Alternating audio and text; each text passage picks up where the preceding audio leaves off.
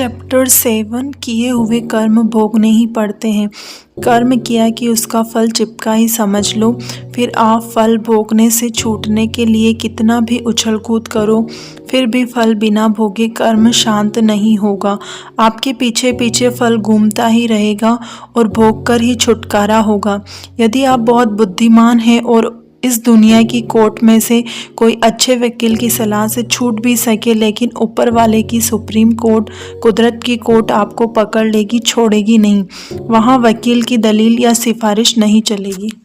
बहुत वर्ष पहले की बात है। अहमदाबाद में एक प्रखर विद्वान सेशंस जज थे। जाति के नागर ब्राह्मण और चुस्त वेदांती, कर्म के नियम के पूर्ण अध्येता थे।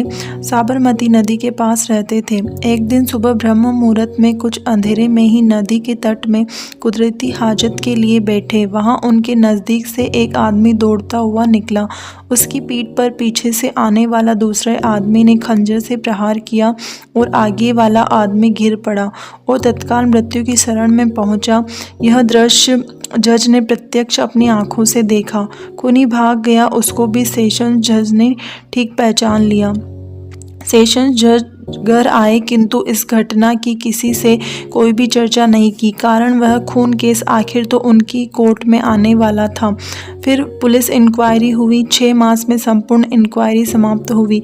खून केस दाखिल किया गया। सेशंस जज ने देखा कि वास्तविक खूनी, जिसे उन्होंने उस दिन प्रत्यक्ष देखा था, उसके बदले में किसी दूसरे ही मिलते जुलते आदमी को पुलिस ने तोहमतदार के रूप में हाजिर किया था। फिर केस चला। केस के योग्य बहस प्रमाण की सुनवाई हुई और बनावटी बेकसूर आरोपी वास्तविक खूनी के रूप में पेश हुआ। सेशंस जज पूरी तरह समझते थे कि यह बनावटी आरोपी वास्तविक खूनी नहीं है, किंतु प्रमाण के कायदे के अनुसार न्यायाधीश को प्रमाण के आधार पर ही जजमेंट देना पड़ा, जिसमें न्यायाधीश का अपना अनुभव काम आया। इसलिए बनावटी आरोपी को योग्य प्रमाणों के आधार पर खूनी साबित करके फांसी की सजा फरमाने का सेशंस जज का फैसला स्वाभाविक था, किंतु यह सेशंस जज प्रखर वेदांती और ईश्वर के कर्म के कायदे के पक्के अध्येता थे। उनको लगा कि वास्तविक खूनी छूट रहा है और निर्दोष बेकसूर आरोपी मारा जा रहा है। इसलिए कोर्ट में खून की सजा का हुक्म पर फरमाने से पहले सेशंस जज ने उस बनावटी आरोपी को अपने चैम्बर में गुप्त रूप से बुलवाया।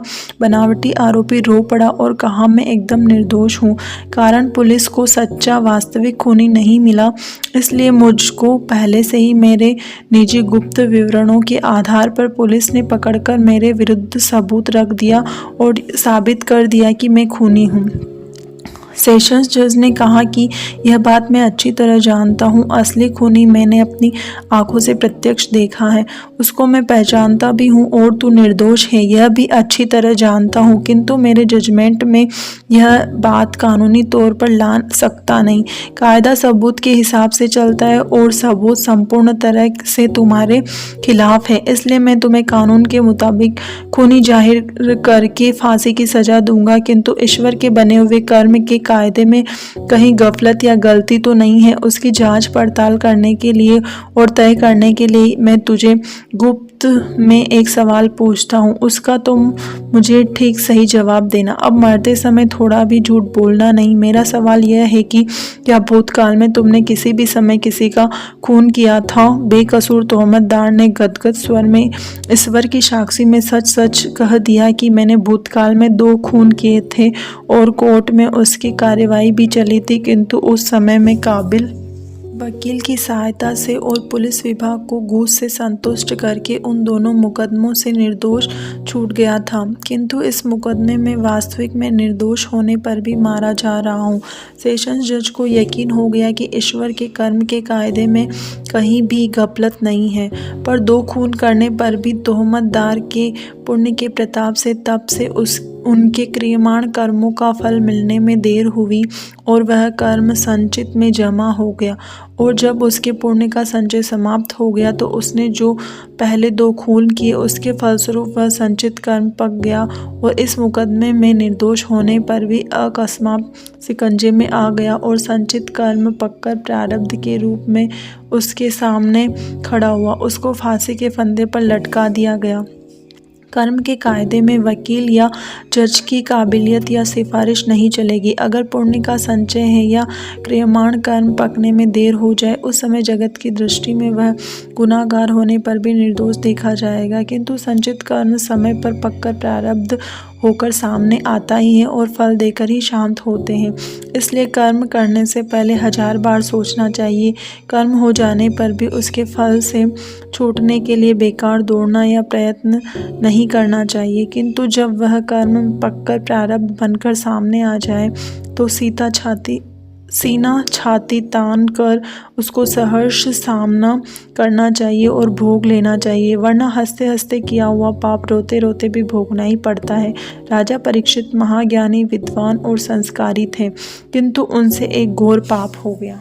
एक अपराधी ऋषि के गले में क्रोधावेश से मरा हुआ सांप पहना दिया। राजा घर आकर शांत होते ही उसको दुष्कृत्य का ख्याल आ गया और वह पुकार उठा, अहो मया नीच मनार्व्यतम कृतम निरागसी ब्रह्माणी गुड तेजसी। अरे मुझसे भयंकर नीच कर्म हो गया।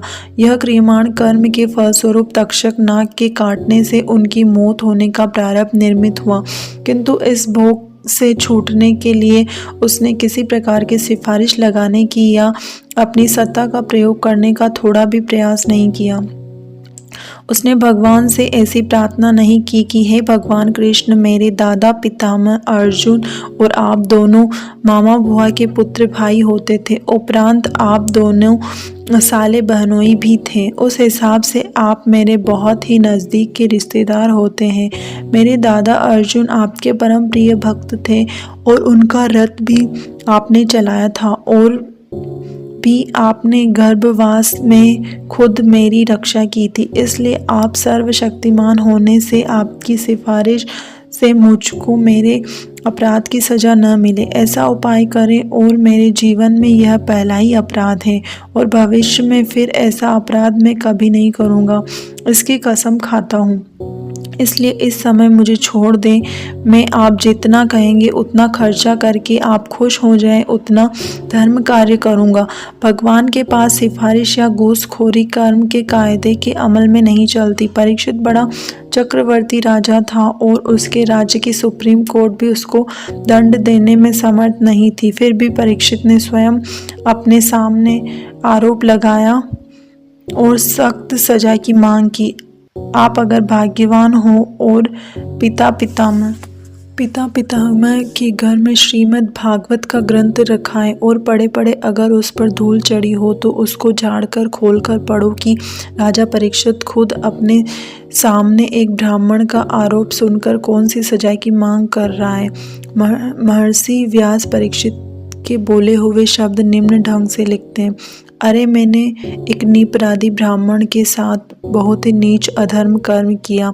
मेरे किए हुए क्रियमाण कर्म के परिणाम स्वरूप मेरे पाप के नाश के लिए तत्काल मुझे सख्त सजा हो, ताकि भविष्य में मेरा उदाहरण लेकर कोई दूसरा राजा ऐसा नीच कर्म न करे और मुझे सजा के रूप में उस ब्राह्मण के क्रोधाग्नि में मेरा सारा राज्य, बल, समृद्ध कोष, खजाना, भंडार आदि तत्काल ही जलकर भस्म हो, जिससे ब्राह्मण, देवता, गो आदि के प्रति ऐसी बुद्धि मुझे न सूझे। परीक्षित ने अपने क्रियमाण कर्म का फल प्रारब्ध के सामने आते ही भोग लिया और मोक्ष उसको प्राप्त हुआ।